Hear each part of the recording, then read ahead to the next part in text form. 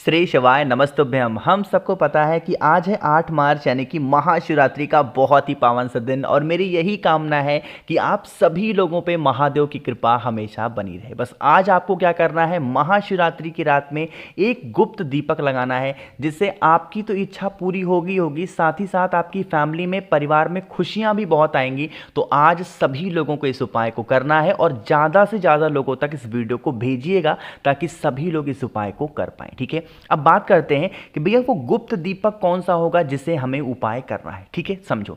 सबसे पहले आपको बता दूं कि आपको अपने हाथों से कोई भी दीपक नहीं लगाना। गुप्त दीपक का मतलब क्या होता है, सबसे पहले ये समझो।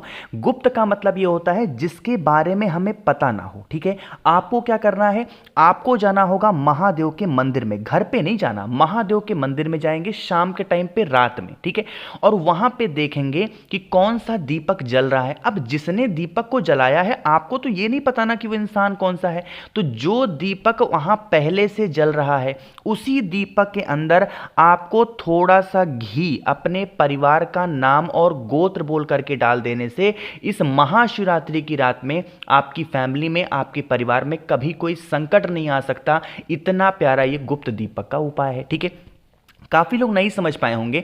आपको एक बात बता दूं, जब आप महादेव के मंदिर में जाओगे तो आपको वहां पे कई तरीके के दीपक जलते हुए मिलेंगे। कुछ लंबी बत्ती का दिया मिलेगा, कुछ गोल बत्ती का। लंबी बत्ती के दिए में आपको कुछ नहीं डालना। जो दीपक देखोगे वहां गोल बत्ती का जल रहा है, आपको पता नहीं होना चाहिए, आपको दिखना नहीं चाहिए कि वो दीपक जलाया किसने है। जो पहले से जल रहा हो उसी दीपक के अंदर थोड़ा सा घी अपने परिवार का नाम और गोत्र बोल के डाल देना। इस गुप्त दीपक का उपाय जो भी व्यक्ति महाशिवरात्रि की रात में करता है उनकी फैमिली में, परिवार में बहुत सारी खुशियां आती हैं। ठीक है, समझ में आई बात आपको ना। तो यहां पे हम लोगों ने पहले उपाय की बात कर ली है। आगे बढ़ते हैं अब इस महाशिवरात्रि पे रात पे करने वाले हम लोग अपने दूसरे उपाय की तरफ। ठीक है, दूसरा उपाय किन के लिए होगा, सबसे पहले ये समझ लो। जैसे लोगों की शिकायत बहुत होती है कि भैया हमारे घर में बहुत ज़्यादा क्लेश होता है, बहुत ज़्यादा लड़ाइयाँ होती हैं, लोग परेशान बहुत रहते हैं, आपस में लड़ना होता है, आपस में भिड़ना होता है, मतलब घर में एकता जैसा कुछ भी नहीं होता है। तो आपको ये 2 दीपक आज महाशिवरात्रि के दिन जलाना होगा अपने हाथों से। ठीक है, तरीका समझेंगे, क्रम समझेंगे।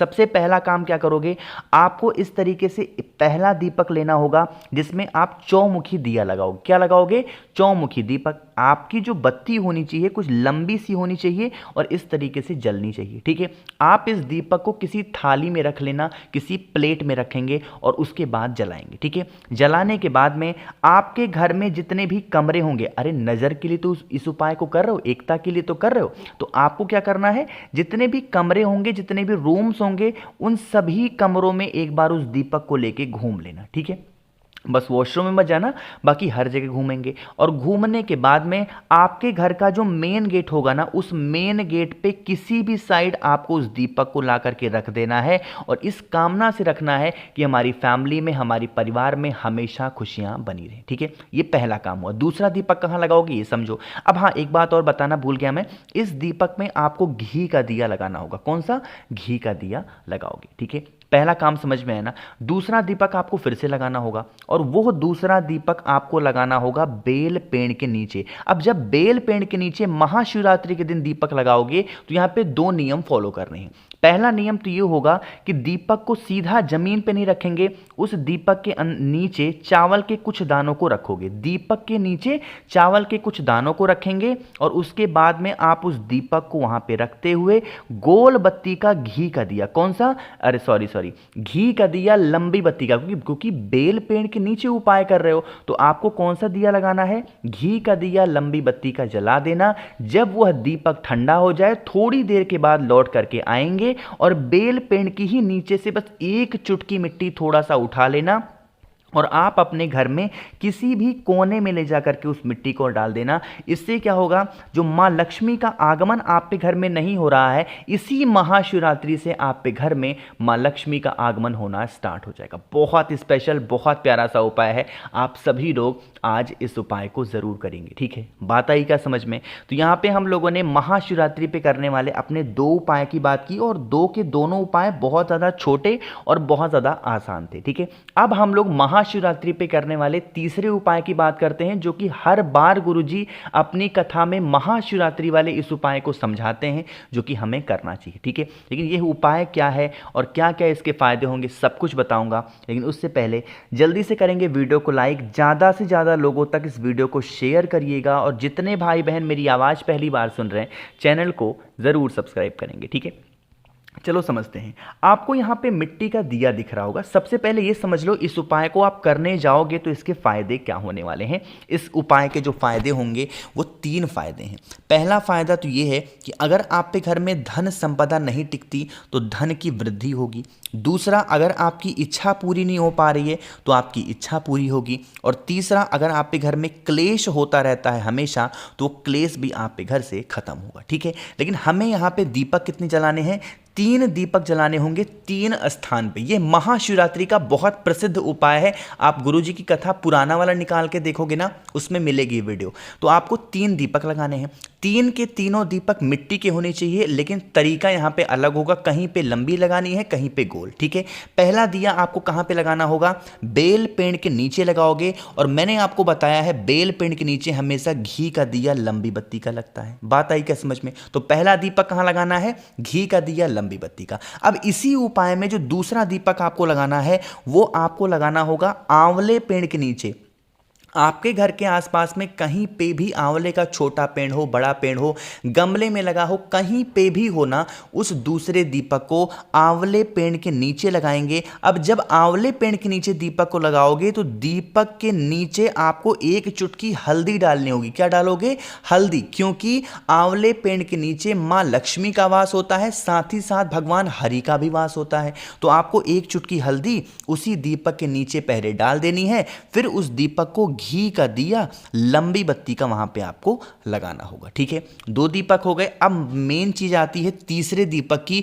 तीसरा दीपक आप चाहें तो अपने घर के मेन चौखट पे लगा सकते हैं या फिर महादेव के शिवलिंग के पास में। अब चौखट पे लगाना है तो यहां पे भी आपको घी का दिया लेकिन गोल बत्ती का आपको लगाना होगा। ठीक है, जो भी व्यक्ति महाशिवरात्रि पे शाम के टाइम पे प्रदोष काल में इन 3 दीपक वाला उपाय कर लेता है, उनके घर की जो समस्याएं होती हैं, जो भी तकलीफें होती हैं, महादेव दूर जरूर करते हैं। ठीक है, बहुत ज़्यादा छोटा सा उपाय था, आप सभी लोगों को ज़रूर से ज़रूर करना चाहिए। ठीक है, तो यहाँ पे हम लोगों ने 3 उपाय की बात कर ली। अब एक और बहुत फेमस उपाय है जो पिछली बार भी मैंने अपनी वीडियो में बताया था, तब बहुत छोटी वीडियो मैंने बताई थी।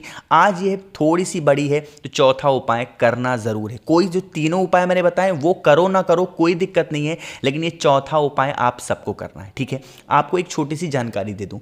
महाशिवरात्रि पे आपको बहुत सारे उपाय अलग अलग जगहों पर सुनने को देखने को मिल रहे होंगे। ठीक है, कोई ज़रूरी नहीं कि आप मेरा उपाय करो, कोई ज़रूरी नहीं कि आप किसी का उपाय करो, नहीं। आपकी जो इच्छा करे, जो उपाय आपको जिसकी भी वीडियो में आसान मिल जाए, बहुत छोटी सी मिल जाए, आसान मिल जाए, आपको लगे हमें इनके ऊपर भरोसा है। जैसे आप मेरी वीडियोस देखते हो तो आपको मेरे ऊपर भरोसा होगा ना कि भैया सही वीडियो बनाएंगे। तो उसी तरीके से आप जब भी उपाय करो ना, बहुत मन से किया करो कि जहां भी सुना है, जैसा भी सुना, अच्छा सुना है, उपाय को करने से आपको फायदा ही होगा, नुकसान नहीं हो सकता। ठीक है, काफी ज्यादा लोग कहते हैं भैया उपाय हमने किया तब से हमारा संकट बढ़ गया, ऐसा नहीं हो सकता। ठीक है ना, चलो ठीक है, चलो अब बात करते हैं इस उपाय की। तो आपको लेना होगा लाल चंदन। ठीक है, कहीं पे भी आपको मिल जाएगा लाल चंदन, किसी भी पूजा पाठ के स्टोर पे, तो लाल चंदन लेंगे। लाल चंदन को लेने के बाद में एक बेलपत्र भी लेना होगा, बहुत ही प्यारी सी सुंदर सी। तरीका समझेंगे जो यहाँ पे मैं बताने जा रहा हूँ आप सभी लोगों को। ठीक है, अब इस एक बेलपत्र पे आपको बिंदी लगानी होगी उसी लाल चंदन की। कितनी बिंदी लगाओगे?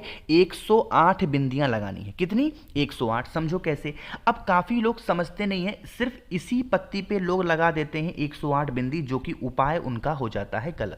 ठीक है, आपको क्या करना है, जो 108 बिंदी लगानी है उन तीनों पत्तियों को मिला करके 108 होना चाहिए। लगाओगे कैसे? एक बिंदी लगाया ओम नमः शिवाय, दूसरी ओम नमः शिवाय, तीसरी ओम नमः शिवाय, चौथी, मतलब जितनी बिंदी लगानी है आपको उतनी बार ओम नमः शिवाय या फिर श्री शिवाय नमस्तुभ्यम का जप भी करते जाना होगा। ठीक है, इस तरीके से जैसे मैं बना रहा हूँ इसी तरीके से आप भी बिंदी को लगाओगे, श्री शिवाय नमस्तुभ्यम का जप करोगे, यानी 108 बिंदी 108 ओम नमः शिवाय। ठीक है, इस बेलपत्र को उठाएंगे, तांबे का लोटा लेंगे, उसमें जल भरेंगे और पहुंच जाएंगे महादेव के शिवलिंग के पास में। फेस रखना होगा उत्तर दिशा यानी कि नॉर्थ डायरेक्शन। जो आपकी कामना हो, जो आपकी इच्छा हो, जो आपके विशेष हो, महादेव की सबसे प्रिय पुत्री हैं जिनका नाम है माता अशोक सुंदरी, उनका स्थान होता है यही वाला, होता है ना। आपको इसी जगह पे जो एक बेलपत्र है जिसमें आपने 108 बिंदी लगाई है उसको समर्पित कर देना, अपनी मनोकामना अपने विशेष कह देना और फिर एक लोटा जल महादेव के शिवलिंग के ऊपर श्री शिवाय नमस्तुभ्यम का जप करके समर्पित करना। ठीक है, जो इस उपाय को महाशिवरात्रि पे कर लेगा, मैंने क्या बताया आपको, जो पिछले मैंने तीनों उपाय आपको बताया ना, उसको करो ना करो कोई दिक्कत नहीं है, बट इस महाशिवरात्रि पे शाम के टाइम पे प्रदोष काल में आज इस उपाय को करके देख लेना। आपकी बरसों पुरानी मनोकामना होगी, वो सारी इच्छाएं आपकी पूरी जरूर होंगी। ठीक है, करिएगा ज़रूर। तो यहाँ पे हम सभी लोगों ने आज करने वाले 4 उपाय की बात की है। जो उपाय आपको अच्छा लगता हो, आसान लगता हो, कोई सा भी उपाय आप कर सकते हैं। कुछ समझ में नहीं आया या फिर आपको मुझसे बातें करनी है फ़ोन पे, मैसेज पे, तो आप हमें इंस्टाग्राम या फिर फेसबुक पे फॉलो कर सकते हैं, जिसके लिए आपको सर्च करना होगा द नेचुरल प्लैनेट 108। वहाँ पर हम लोग बहुत सारी बातें करेंगे। बाकी जितने भाई बहन मेरी आवाज़ पहली बार सुन रहे हैं, चैनल को सब्सक्राइब करिएगा, वीडियो को लाइक सभी को करना है। श्री शिवाय नमस्तुभ्यम।